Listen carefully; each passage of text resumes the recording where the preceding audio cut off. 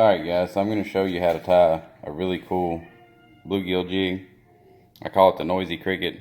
I think we've all seen Men in Black. It's kind of relevance to that. This is a 1/64 ounce number 12 eagle claw jig. It's got a barb on it. You're going to need some black thread. And you just start your thread base just like any other jig.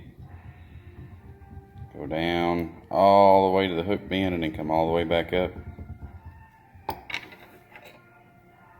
You'll want to cut off your tag end. And I like to use these mini marabou feathers instead of using the full size. They don't make as big of a mess, and I feel like I don't use as much of them. But my wife still seems to think that I make a big mess with them, so. Then you'll kind of wrap that on. Make sure you're good and straight. You don't want a real long tail because a bluegill has a small mouth, and a lot of times they'll just grab the feathers instead of actually grabbing the hook. Just want to make sure that's real good and secure. Now I've got some black kind of little flash tinsel, I guess you could call it. You're going to want to put 2 strips down each side, kind of like the lateral line, if you would, on a fish. Just kind of gives it something to sparkle to. The bluegill really like it.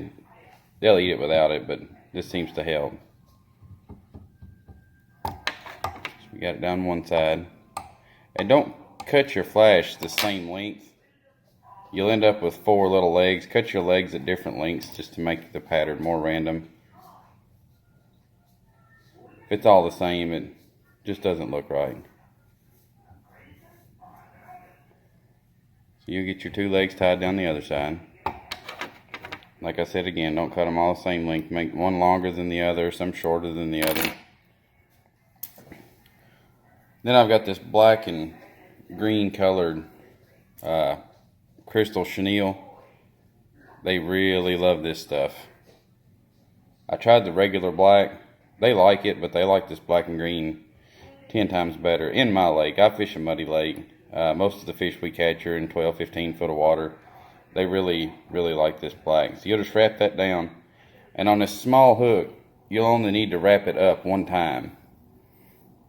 If you try to wrap it up, then back, and then up again, you're going to end up not having enough hook point exposed. You don't want your body too big. Again, we're not catching crappie and bass, which I have caught crappie and bass on these, but we're targeting bluegill. You want as much of the hook point exposed, but still enough for the fish to want to eat it. And then you'll take your whip finish tool. We all know how aggravating these can be starting out. I still haven't mastered it yet, but I feel like I'm getting somewhere. And I'll do 5, 6, 7 wraps, whatever feels right. Pull it tight. Snip your thread, and then I'll use some, I've got some of this, let's see if I can get it in the camera, this Loon's head cement, clear. It's really good stuff. It dries pretty quick. But this is what you end up with. I don't know if I can get it to focus or not.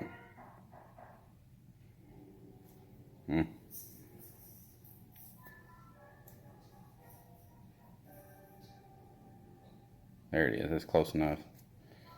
It just kind of mimics a cricket pretty well. Anyways, thanks for watching, guys.